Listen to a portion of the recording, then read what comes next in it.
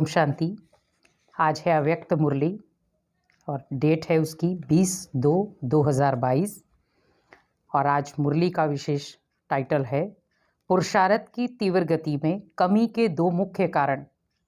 कि जो हम मेहनत करते हैं, जो हम पुरुषार्थ करते हैं, उसमें दो मुख्य कमियां क्या हैं। क्योंकि कई बार हम जो भी मेहनत करते हैं या पुरुषार्थ करते हैं, कोई ना कोई कमी के कारण ही हम आगे नहीं बढ़ पाते। तो आज विशेष उसी के ऊपर आगे मुरली है। आज ब्राह्मणों के अनादि रचता बाप दादा विशेष अपनी डायरेक्ट समीप रचना, श्रेष्ठ रचना ब्राह्मण बच्चों को देख रहे हैं। बाप दादा की अति प्यारी रचना ब्राह्मण आत्माएं हो, जो समीप और समान बनने के लक्ष्य को सदा स्मृति में रख आगे बढ़ रही हो। तो आज ऐसी आदि रचना को विशेष रूप से देख रहे थे। सर्व तीव्र पुरुषार्थी और पुरुषार्थी दोनों की गतिविधि को देख रहे थे। एक है पुरुषार्थी और एक है तीव्र पुरुषार्थी। बाप दादा द्वारा मिली हुई श्रेष्ठ सहज विधि द्वारा कब तीव्र गति व कब तीव्र कभी कम गति दोनों ही प्रकार के ब्राह्मण बच्चों को देखा। पढ़ाई, पालना और प्राप्ति सबको एक जैसी एक द्वारा मिल रही है। फिर गति में अंतर क्यों?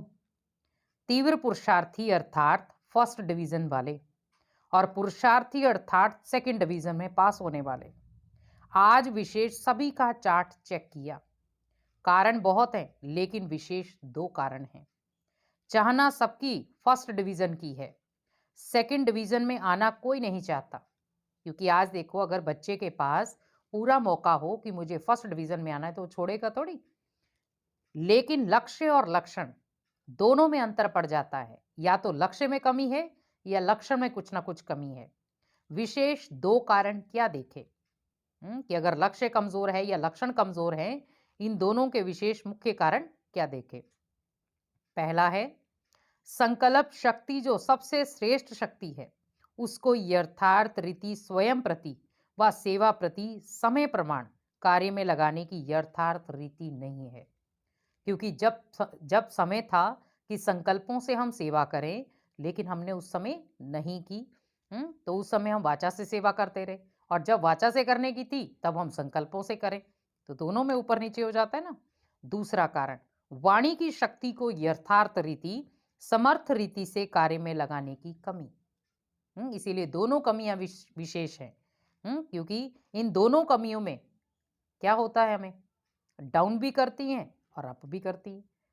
क्योंकि दुनिया के लिए तो वो विशेषता ही नहीं। कई बार हम क्या कहते हैं कि अरे ये व्यक्ति हमेशा चुप रहता है तो उसकी विशेषता। लेकिन अगर कारणवश उसे कहीं बोलना चाहिए, बोलना पड़े और वो ना बोल पाए, तो ये कमी भी बन गया। और संकल्प मीन्स अगर हम बिल्कुल संकल्पों से मुक्त रहें तो भी अच्छा है, और नहीं रह सकें तो भी है। तो इसीलिए दोनों के कारण हैं। इन दोनों में कमी का कारण है यूज के बजाय लूज। यूज तो नहीं कर रहे हैं, लेकिन कहीं ना कहीं ढीलापन है। शब्दों में अंतर थोड़ा है, लेकिन परिणाम में बहुत अंतर पड़ जाता है। फिर बाप दादा ने सिर्फ 3-4 दिन की रिजल्ट देखी, टोटल रिजल्ट नहीं देखी। हर एक की 3-4 दिन की रिजल्ट में क्या देखा? 50% अर्थात आधा आधा संकल्प और बोल में दोनों शक्तियों के जमा का खाता। 50% आत्माओं का, 40% और व्यर्थ व साधारण का खाता। तो खाता साधारण का पड़ता है, मनसा वाचा को भी अपनी तरफ खींचती है। आज बाप दादा वाणी और बोल की तरफ विशेष अटेंशन दिला रहे हैं, क्योंकि बोल का संबंध अपने साथ भी है और सर्व के साथ भी है। और क्या देखा? मनसा द्वारा याद में रहना है, उसके लिए भी बीच बीच में प्रोग्राम रखते हैं।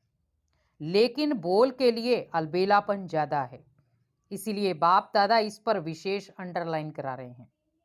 2 वर्ष पहले बाप दादा ने विशेष पुरुषार्थ में सेवा में आगे बढ़ने वाले महारथी आत्माओं को और सभी को 3 बातें बोल के लिए कही थी। कम बोलो, धीरे बोलो और मधुर बोलो। व्यर्थ बोलने की निशानी है वह ज्यादा बोलेगा। मजबूरी से समय प्रमाण, संगठन प्रमाण अपने को कंट्रोल करेगा, लेकिन अंदर ऐसा महसूस करेगा जैसे कोई ने शांति में चुप रहने के लिए बांधा है, व्यर्थ बोल बड़े ते बड़ा नुकसान क्या करता है। एक तो शारीरिक एनर्जी समाप्त होती क्योंकि खर्च होता है, और दूसरा है समय व्यर्थ जाता है। व्यर्थ बोलने वाले की आदत क्या होगी, क्योंकि अगर ज़्यादा कोई टू मच व्यर्थ बोलने वाला तो उसकी आदत क्या होगी, वो सुनेगा भी व्यर्थ, बोलेगा भी व्यर्थ, सोचेगा भी व्यर्थ। तो छोटी छोटी व्यर्थ बोलने वाले की आदत क्या होगी, छोटी सी बात को बहुत लंबा चौड़ा करेगा और बात करने का तरीका कथा माफिक होगा। जैसे रामायण महाभारत की कथा इंस्टेंट से सुनाते हैं ना, खुद भी रुचि से बोलेगा, दूसरे की भी रुचि पैदा कर लेगा, लेकिन रिजल्ट क्या होती। रामायण महाभारत की रिजल्ट क्या है, राम वनवास गया, कौरवों और पांडवों की युद्ध हुई। कहानी जैसा दिखाते हैं, सार कुछ भी नहीं, लेकिन साज बहुत रमणीक होते हैं। इसको कहते हैं कथा। व्यर्थ बोलने वाले माया के प्रभाव के कारण वह कमजोर आत्मा है। उन्हों को सुनने और सुनाने के साथ ही बहुत जल्दी बनते हैं। क्योंकि कोई इंटरेस्ट से चीज सुना रहा हो तो बहुत ध्यान से सुनते हैं ना। ऐसी आत्मा एकांत प्रिय हो ही नहीं सकती, क्योंकि उसकी व्यर्थ में ज्यादा रुचि है। अब उसको कोई समर्थ वाला व्यक्ति मिल जाएगा तो उस व्यक्ति को नापसंद कर लेंगे वो, और अगर कोई व्यक्ति व्यर्थ वाली बातें करेगा तो उसको वो ज्यादा मजा आएगा, क्योंकि बुद्धि ने वही चीज ली है।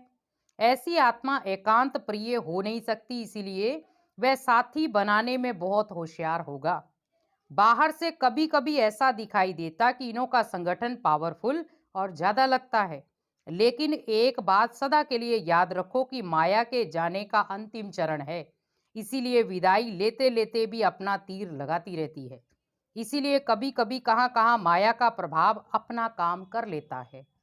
वह आराम से जाने वाली नहीं है, लास्ट घड़ी तक डायरेक्ट नहीं तो इनडायरेक्ट, कड़वा रूप नहीं तो बहुत मीठा रूप, और नया नया रूप धारण कर ब्राह्मणों की ट्रायल करती रहती है।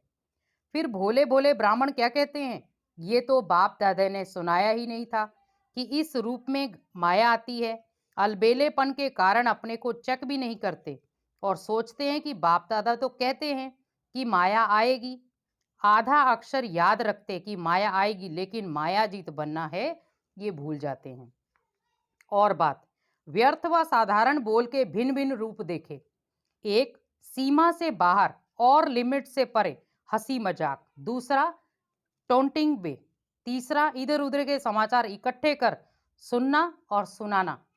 चौथा, कुछ सेवा समाचार और सेवा समाचारों के साथ सेवाधारियों की कमजोरी का चिंतन, ये मिक्स चटनी। और पांचवा, अयुक्ति युक्त बोल, जो ब्राह्मणों की डिक्शनरी में ही नहीं है। ये 5 रूपरेखाएं देखी। इन पांचों को ही बाप दादा व्यर्थ बोल में गिनती करते हैं। ऐसे नहीं समझो हंसी मजाक अच्छी चीज है। हंसी मजाक अच्छा है, उसमें रूहानियत हो। जिससे हंसी मजाक करते हो उस आत्मा को फायदा हुआ, टाइम पास हुआ या टाइम वेस्ट गया। रमणीकता का गुण अच्छा माना जाता, लेकिन व्यक्ति, समय, संगठन, स्थान, वायुमंडल के प्रमाण रमणीकता अच्छी लगती है। अगर इन सब बातों में से एक बात भी ठीक नहीं, रमणीकता में व्यर्थ की लाइन में गिनी जाएगी, और सर्टिफिकेट क्या मिलेगा कि हंसाते बहुत अच्छा है लेकिन बोलते बहुत है। तो मिक्स चटनी हो गई ना। जैसे बहुत ज्यादा बोलेंगे, लोग हंसेंगे तो सही, लेकिन साथ में घर जाकर क्या करेंगे, मजाक उड़ाएंगे कि अरे देखो व्यक्ति बोलता तो बहुत है, हंसाता भी बहुत है, लेकिन बातें बहुत करता है वो। तो क्या हुआ, लोगों ने आपकी हंसी तो देखी, आपकी बातें भी सुनी, लेकिन घर जाकर उन्हीं बातों का फिर मजाक बना दिया। तो सर्टिफिकेट क्या मिलेगी, तो समय की सीमा रखो, इसको कहा जाता मर्यादा पुरुषोत्तम। कहते हैं मेरा स्वभाव ही ऐसा है। ये कौन सा स्वभाव है, बाप दादा वाला स्वभाव है, तो इसको भी मर्यादा पुरुषोत्तम नहीं कहेंगे, साधारण पुरुष कहेंगे। बोल सदैव ऐसे हों जो सुनने वाले चातक हों, ये कुछ बोले और हम सुने, इसको कहा जाता अनमोल महावाक्य। महावाक्य ज्यादा नहीं होते, जब चाहे तब बोलते रहें, इसको महावाक्य नहीं कहेंगे। तो सतगुरु के बच्चे मास्टर सतगुरु के महावाक्य होते हैं, वाक्य नहीं। व्यर्थ बोलने वाला अपनी बुद्धि में व्यर्थ बातें, व्यर्थ समाचार, चारों ओर का कूड़ा कचरा जरूर इकट्ठा करेगा, क्योंकि उनको कथा का रमणीक रूप देना पड़ेगा। जैसे शास्त्रवादियों की बुद्धि है ना, इसीलिए जिस समय जिस स्थान पर जो बोल आवश्यक है, युक्ति युक्त है, स्वयं के और दूसरी आत्माओं के लाभ लायक है, वही बोल बोले। बोल के ऊपर अटेंशन कम है, इसीलिए उस पर डबल अंडरलाइन। विशेष इस वर्ष बोल के ऊपर अटेंशन रखो। चेक करो बोल द्वारा एनर्जी और समय कितना जमा किया और कितना व्यर्थ गया। जब इनको चेक करेंगे तो स्वतः ही अंतर्मुखी के रस को अनुभव कर सकेंगे। अंतर्मुखता का रस और बोल चाल का रस, इसमें रात दिन का अंतर है। अंतर्मुखी सदा भ्रिकुटी की कुटिया में तपस्वी मूर्त का अनुभव करता है। समझा? समझना अर्थात बनना। जब कोई बात समझ में आ जाती है तो वह करेगा जरूर, समझेगा जरूर। टीचर तो है ही समझदार, तब तो भाग्य मिला है ना, निमित्त बनने का भाग्य। इसका महत्व अभी कभी कभी साधारण लगता है, लेकिन ये भाग्य समय पर अति श्रेष्ठ अनुभव करेंगे। जिसने टीचर बनाया, किसके मुख्य बाबा ने कहा, किसने मुझ आत्मा को इस योग्य चुना, ये स्मृति ही स्वतः श्रेष्ठ बना देती है। बनाने वाला कौन? अगर इस स्मृति में रहो तो बहुत सहज निरंतर योगी बन जाएंगे। सदा दिल में बनाने वाले बाप के गुणों के गीत गाते रहो तो निरंतर योगी हो जाएंगे। ये कम बात नहीं है। सारे विश्व की कोटों की करोड़ों आत्माओं से कितनी निमित्त टीचर बनी हो। ब्राह्मण परिवार में भी टीचर्स कितनी हैं, तो कोई में कोई हो गई ना। टीचर अर्थात भगवान और भाग्य के गीत गाती रहें। बाप दादा को टीचर पर नाज होता है, लेकिन राजयुक्त टीचर पर नाज होता है कि जो हर राज को जानते हुए भी युक्ति युक्त तरीके से चले। अच्छा, प्रवृत्ति वाले भी मजे में रहते हैं, मूंझने वाले हो या मजे में रहने वाले हो। ब्राह्मण जीवन में हर सेकंड तन मन धन जन का मजा ही मजा है। आराम से सोते हो, आराम से खाते हो, आराम से रहना, खाना, सोना और पढ़ना। और कुछ चाहिए क्या? पढ़ना भी ठीक है, या अमृत वेला सो जाते हो? ऐसे कई बच्चे करते हैं, कहेंगे सारी रात जाग रहे थे, सुबह को नींद आ गई। या एक सेवा करेंगे तो अमृत वेला छोड़ देंगे। तो जमा क्या हुआ? एक्स्ट्रा जमा तो हुआ ही नहीं। एक तरफ सेवा की, दूसरी तरफ अमृत वेला मिस किया, तो क्या हुआ? लेकिन नेमीनाथ मौफिक ऐसे गुटखा खाते नहीं बैठना। वह टीवी बहुत अच्छी होती है। जैसे ये योग के आसन करते हैं, अनेक प्रकार के पोज बदलते रहते, तो यहां भी ऐसे ही हो जाते हैं। सोचते हैं सहज योग है ना, इसीलिए आराम से बैठो। कईयों की तो ट्यून भी बाप दादा के पास सुनने में आती है। ट्यून मतलब कि जैसे सोते हैं ना तो हम बहुत सारी आवाजें निकालते हैं सोते समय, जिसको खराटे बोलते हैं। बाप दादा के पास वह भी कैसेट है। तो अब डबल अंडरलाइन करना, फिर बाप दादा सुनाएंगे कि रिजल्ट में कितना अंतर पड़ा है। अच्छा, चारों ओर के श्रेष्ठ लक्ष्य और श्रेष्ठ लक्षण धारण करने वाले तीव्र पुरुषार्थी आत्माओं को, सदा अपने बोल को समय और संयम में रखने वाले पुरुषोत्तम आत्माओं को, सदा महावीर बन माया के सर्व रूपों को जानने वाले नॉलेजफुल आत्माओं को, सदा हर सेकंड मौज में रहने वाले बेफिक्र बादशाहों को बाप दादा का याद प्यार और नमस्ते। रूहानी बाप की रूहानी बच्चों को नमस्ते। हम रूहानी बच्चों की रूहानी बाप दादा को दिलवा जान सिकवा प्रेम से नमस्ते।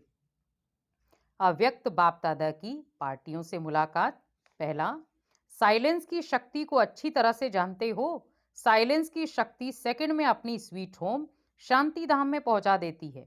साइलेंस वाले तो और फास्ट गति वाले यंत्र निकालने का प्रयत्न कर रहे हैं, लेकिन आपका यंत्र कितनी तीव्र गति का है, सोचा और पहुंचा। ऐसा यंत्र साइंस में है, और बाबा ने कहा इतना दूर बिना खर्चे के पहुंच जाते हैं। वो तो एक एक यंत्र बनाने में कितना खर्चा करते हैं, कितना समय और इतनी एनर्जी लगाते। आपने क्या किया? बिना खर्चा मिल गया। ये संकल्प की शक्ति सबसे फास्ट है। आपको शुभ संकल्प का यंत्र मिला, दिव्य बुद्धि मिली। शुद्ध मन और दिव्य बुद्धि से पहुंच जाते हो। जब चाहे तब लौट आए, जब चाहो तब चले आओ। साइलेंस वालों को तो मौसम भी देखनी पड़ती है, साइंस वालों को तो मौसम देखनी पड़ती है। आपको तो ये भी नहीं देखना पड़ता कि आज बादल है, नहीं जा सकेंगे। आजकल देखो, बादल तो क्या, थोड़ी सी फागी भी होती है तो भी प्लेन नहीं उड़ सकता। और आपका विमान एवर रेडी है या कभी फागी आती है, एवर रेडी है, सेकंड में आ सकते हैं। ऐसी तीव्र गति, संकल्पों की उड़ान। माया कभी रुकावट तो नहीं डालती है। मास्टर सर्वशक्तिवान को कोई रोक नहीं सकता। जहां सर्वशक्तियां हैं वहां कौन रुकेगा? कौन रोकेगा आपको? कोई भी शक्ति की कमी होती है तो समय पर धोखा मिल सकता है। मानो सहन शक्ति आप में है लेकिन निर्णय करने की शक्ति कमजोर है। तो जब ऐसी कोई परिस्थिति आएगी जिसमें निर्णय करना हो, उस समय नुकसान हो जाएगा। होती एक ही घड़ी वर्णन कर निर्णय करने की है, हाँ या ना, लेकिन उसका परिणाम कितना बड़ा होता। तो सब शक्तियां अपने पास चेक करो। ऐसे नहीं ठीक है चल रहे हैं, योग तो लगा रहे हैं, लेकिन योग से जो प्राप्तियां हैं वे सब हैं, वह सब हैं। ये थोड़े में खुश हो गए कि बाप तो अपना ही हो गया, बाप तो अपना है, लेकिन प्रॉपर्टी भी अपनी है ना, या सिर्फ बाप को वह पा लिया तो ठीक है। वर्षे के मालिक बनना है ना।